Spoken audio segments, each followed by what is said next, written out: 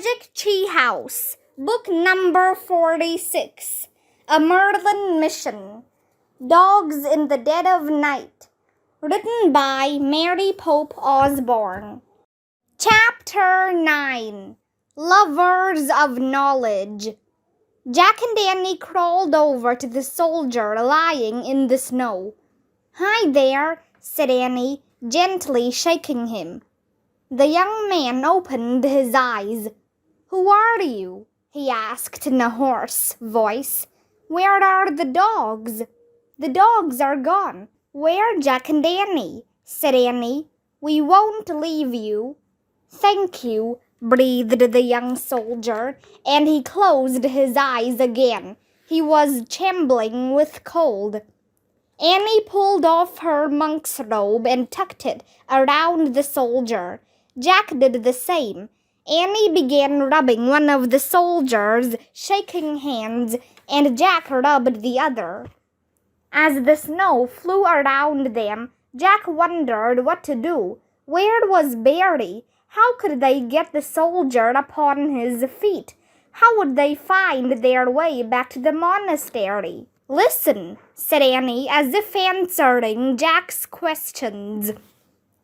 Jack heard distant voices. He heard booming barks. People were coming to help, and Barry was leading the way. The huge dog bounded down the narrow passage to the young soldier. He seemed startled when he saw Jack and Annie. He sniffed them and then barked his booming bark. Jack wasn't sure what Barry was saying now. He wondered if it might be, "How the heck did you change from dogs back into people?" "Magic," Jack said. Barry just panted, but Jack had the feeling he understood. "Hello." Brother Michael was hurrying up the narrow passage. Behind them were the two French soldiers who had stopped earlier at the monastery. The soldiers dropped their knees and helped lift the avalanche victim to his feet. They wrapped Jack's and Annie's robes tightly around him. "Did Barry find you?" Jack asked Brother Michael. "Yes, we had just met these soldiers on the pass when Barry came running up to us," said the monk. "How did he get out of the monastery?" "He escaped when we weren't looking," said Jack. "When we found him, he led us to the buried soldier." "Amazing," said Brother Michael. Barry wagged his tail. It didn't seem to worry him any longer that Jack and Annie had turned back into people. Dogs accept whatever comes along, Jack thought. "We must help this young man to the monastery," said Brother Michael. The two soldiers lifted the rescued man to his feet and helped him walk. "Barry, lead us home." Barry took the lead with Jack and Annie. The three soldiers and Brother Michael followed.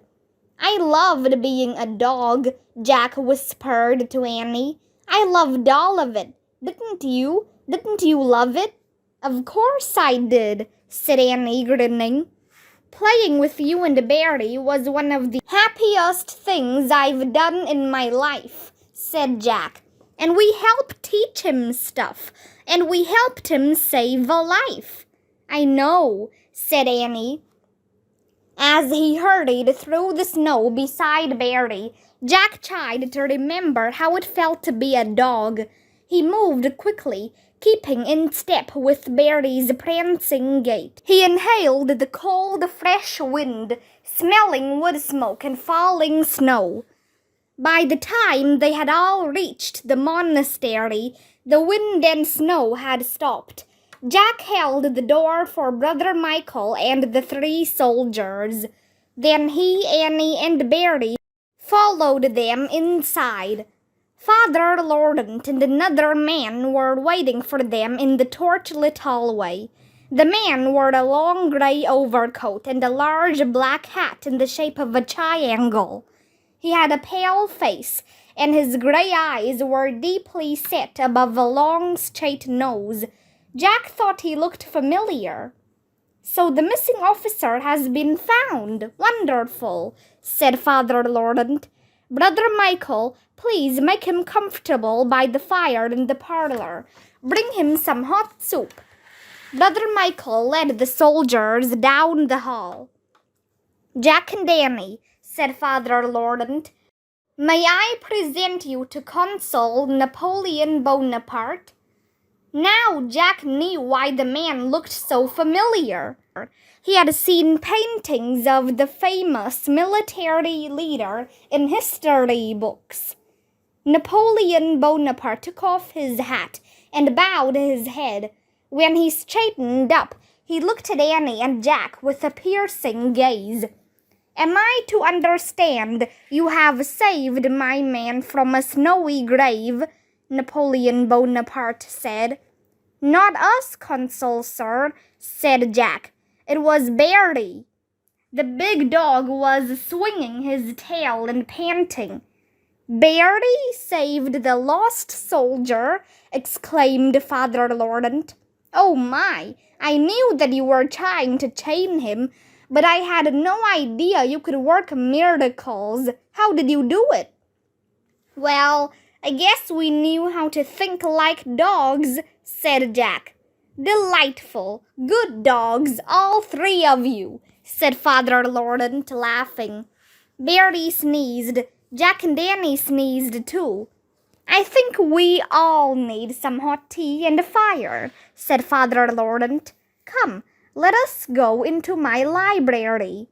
"Thank you, but I fear I must be on my way," Napoleon Bonaparte said. "I will allow my 3 men to rest here, but I must return to camp. I will see you tomorrow with all your dogs. And of course," he patted Barry's head, "I hope that this one leads the way. He is a great dog." "Indeed he is," said Father Laurent. "Good afternoon, Your Excellency." The French ruler opened the door and stepped out into the cold. He turned back and saluted them, then strode away alone through the snow. Father Laurent closed the door. He looked at Jack and Danny and laughed. "This has been quite a day," he said, shaking his head. "I met Napoleon Bonaparte for the first time, and Barry became a true saint. Let us celebrate with a cup of tea. A fresh pot is waiting in the library." "Thank you, that sounds great," said Annie. She looked at Jack. "Sure, cool," said Jack. Jack, Annie, and Barry followed Father Laurent down the main hall. He opened the door to a large room, lit with flickering candles and a blazing fire. Barry flopped down near the fireplace. Jack and Annie looked around at the room. Shadows played on shelves with rows and rows of leather-bound books. Along one of the walls were glass cabinets filled with displays of butterflies, other insects, feathers, and rocks. "Wow," breathed Jack. "This is a great room." "I confess it is my favorite room in all the world," said Father Laurent. "I am a lover of knowledge." "So are we," said Jack. "Wonderful. I thought you might be," said the monk. "Come sit, please." He led them to a small table. They all sat down, and Father Laurent poured tea from a silver pot into 3 china cups. As they each took a sip of the hot, sweet tea, Barry barked. He stood up and wagged his tail, staring at them. He barked again. "He wants attention," said Father Laurent, shaking his head. "Quiet, Barry." But Barry barked again. "Oh," said Annie, "I know what he wants. He wants to show you something. Barry, stay." She walked to the other side of the room. Barry didn't move. "Come, Barry," said Annie. Barry walked to Annie and stood very still. "Sit, Barry," said Annie. Barry sat. His tail thumped the stone floor. My, I can't believe it, said Father Laurent. It's like magic. You have no idea, said Annie. Jack laughed. Good dog, Bertie, he said. Perhaps you would like to brush him, Father Laurent said to Annie. The monk got a large brush from a shelf and gave it to her. Brushing always makes a saint happy, and Bertie has more than earned his happiness today. Annie got up from her chair and knelt beside Bertie. As she gently brushed his beautiful, thick fur, Bertie leaned against her and put his paw on her foot. Father Laurent smiled. A saint leans against you to keep you warm, he said, and he'll put his paw on your foot to keep it warm too. You sound like you love dogs, said Annie. I do indeed, said Father Laurent. I love all of nature. In fact, I often leave the monastery and go on expeditions just to study the natural world. What do you do on your expeditions? Asked Jack.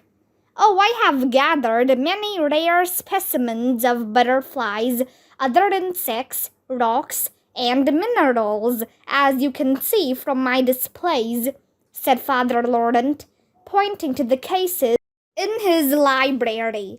But I am a botanist, first and foremost. A botanist? Said Annie. A botanist studies plants, said Father Laurent. He stood and walked over to a shelf and picked out a large book with a pale cloth cover. This is my most precious treasure. On my mountain expeditions, I have found many rare and beautiful flowers. They are preserved in this book. Jack's heart started to pound. You mean you have real flowers in that book? He asked. Yes, said Father Laurent. Would you like to see them? Jack and Annie nodded. Father Laurent smiled and brought the book over to the table. Chapter 10. Spirit of the Buttercup. Father Laurent sat down at the table and opened his book of flowers. Jack and Annie looked over the monk's shoulder. Even Bertie stepped closer to the table and pushed his giant head under Father Laurent's elbow to look at the book. The monk carefully turned the rough linen pages. The pages were blank, but pressed between them were leaves and flowers. Father Laurent gently held up a cluster of tiny pink flowers. The flowers were completely flat and dry, but they had all kept their petals and color. These are Androsas alpina. That's their scientific name. Their popular name is alpine rock jasmine, said the monk. Several summers ago, I found these hidden among mountain rocks. Nice, said Annie. Jack held his breath. Could there be a white and yellow flower in the book? Father Laurent turned the page and very carefully picked up a dark golden flower. This is Caltha palustris, better known as marsh marigold, he said. I found this 2 years ago in the southern Alps. Lovely, said Annie. Father Laurent turned the page again. He held up a dried white flower. Cerastium fontanum, the mouse-ear chickweed, the monk said. Its tiny petals look like the ears of a mouse. Cute, said Annie. Yes, said Father Laurent. He gently closed the cloth-covered book. Since you like flowers so much, I assume you like butterflies too. Let me show you my favorites. He started to stand up. No, wait, please, said Jack. He tried to keep his voice steady. Do you happen to have a white and yellow flower in that book? Father Laurent frowned. Let me see. Oh, yes, of course. He opened the book again and turned the pages until he found what he was looking for. He carefully held up a flower with white petals and a yellow center. It shone in the firelight as if it were still alive. Ranunculus glacialis, the glacial buttercup, said the monk, one of the highest flowering plants in the Alps. A perfect specimen. I found it not far from our monastery just last summer. That's it, whispered Jack. That's exactly what we're looking for. You're looking for the glacial buttercup? Father Laurent asked. Why? Why? Said Jack. He wasn't sure what to say. We have some friends who really love flowers, said Annie, and when we were heading out to do our research in the Alps, they asked us to please try to find one of those and bring it back to them. I see, said the monk. Well, then allow me to give you this glacial buttercup to take back to your friends. I'm sure I can find another later in the summer. It is the least I can do to thank you for the wonderful work you did with Mary today. Thank you, said Jack. Do you know if the glacial buttercup has any special meaning? Said Annie. Father Laurent squinted at the flower.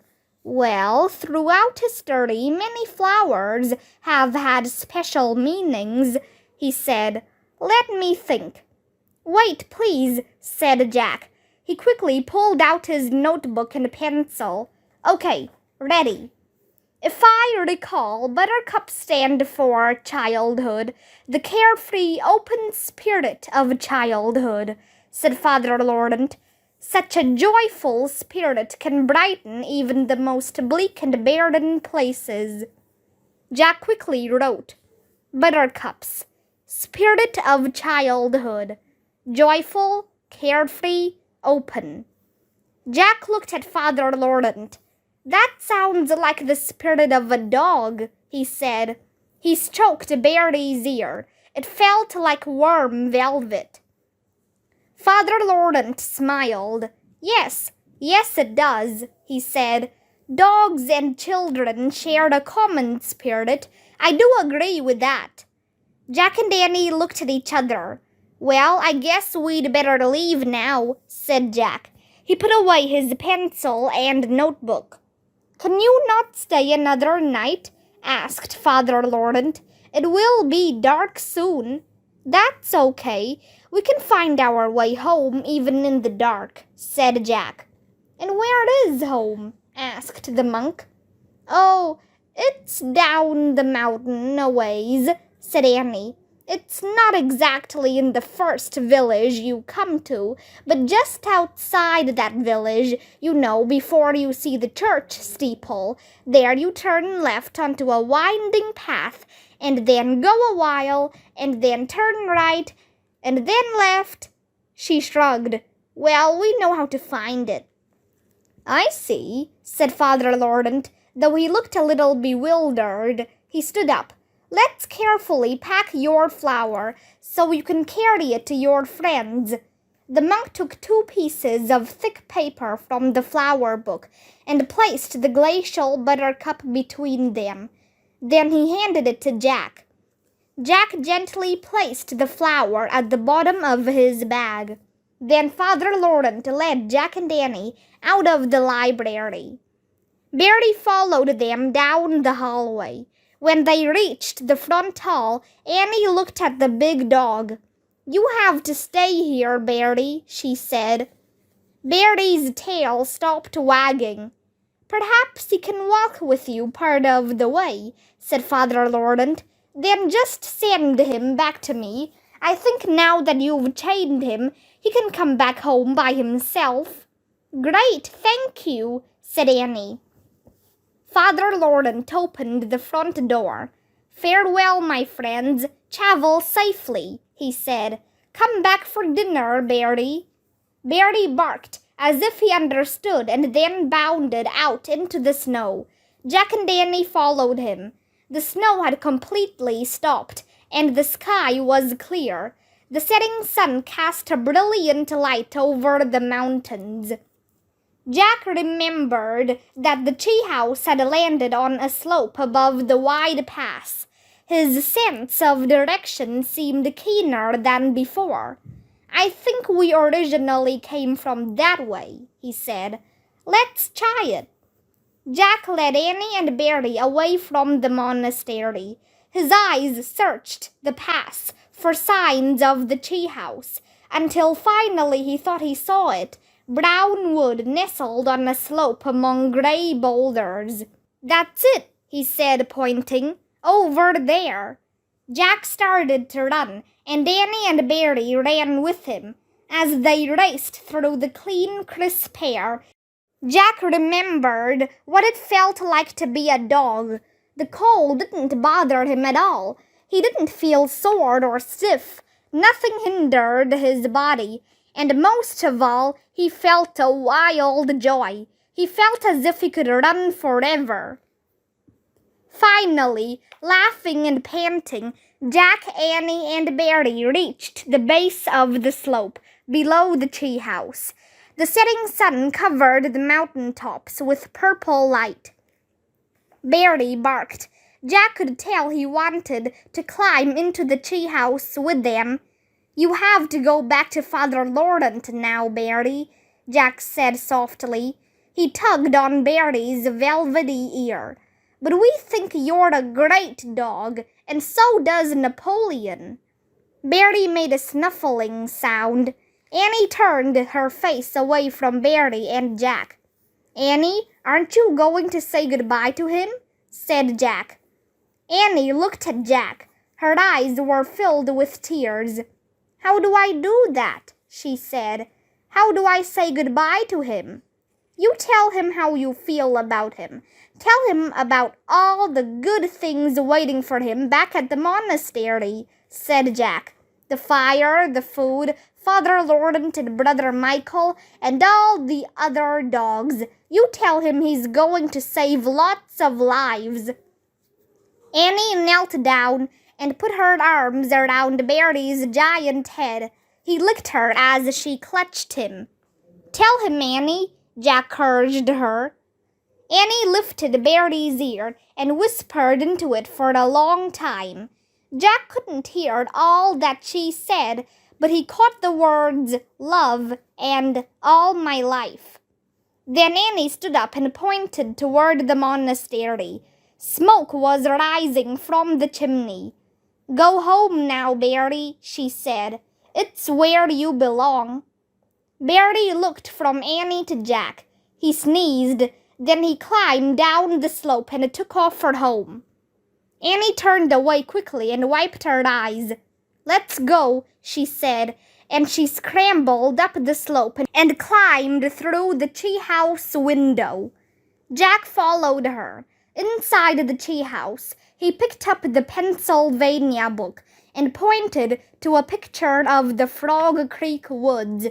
"I wish we could go home, where we belong," he said. Booming dog barks came from the distance. Echoes of the barks filled the air. Barking echoed from all directions.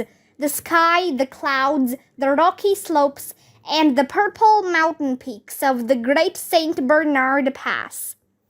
Then the wind began to blow. The treehouse started to spin. It spun faster and faster. Then everything was still. Absolutely still. Jack and Annie were wearing their jeans and sweatshirts again. Jack's bag was a backpack. No time at all had passed in Frog Creek. Dawn was still breaking. Dogs were barking in the distance, and the woods were filled with bird song. "You okay?" Jack asked Annie. She nodded. "Barry's going to save lots of lives," said Jack. "I know it." Annie smiled. "He was so funny," she said wistfully. "Yeah, and he was happy," said Jack. He reached into his backpack and carefully lifted out the papers with the glacial buttercup. He handed the dried flower to Annie, then pulled out their rhyme and reread it. The second thing to break the spell is a white and yellow flower. Live its meaning for yourself, if only for an hour. I guess we did live its meaning for an hour, said Jack. That joyful spirit that Father Lorden talked about, said Annie. Jack nodded. For exactly an hour, while I was a dog, I was perfectly happy, he said. Only for an hour perfectly happy, said Annie. Jack shrugged. The rest of the time I was pretty worried. About what? Said Annie. Well, in the beginning, of course, I worried about the avalanche and losing you, said Jack. Then I worried that Teddy and Kathleen had sent us to the wrong place. I worried about finding the flower. I worried about wasting time chaining Barry. Then I worried about finding him. You worry a lot, Jack, said Annie. I know, said Jack. I needed a dog to teach me how to have a child's joyful spirit. And Barry needed you to learn how to be responsible, said Annie. You taught him how to listen to others and how to find avalanche victims. You helped bring out Barry's instincts to be a rescue dog, Jack. You did a great job. Oh, Jack felt his face getting red. Well, you did a great job too. You really did. Whatever, Annie said modestly. At least we found the second thing to help save Penny. She carefully placed the glacial buttercup in the corner of the tea house. Jack reached into his bag, took out the emerald rose, and placed it beside the flower. We have 2 things so far, said Annie. And 2 more to go, said Jack. But right now, we have to hurry home and sneak back into our rooms and put our pajamas and get into our beds so Mom and Dad can wake us up and tell us to get ready for school, said Annie. Jack laughed. We live a weird life, he said. Yep, said Annie, but I like it all. Me too, said Jack, and they started down the rope ladder, headed for home.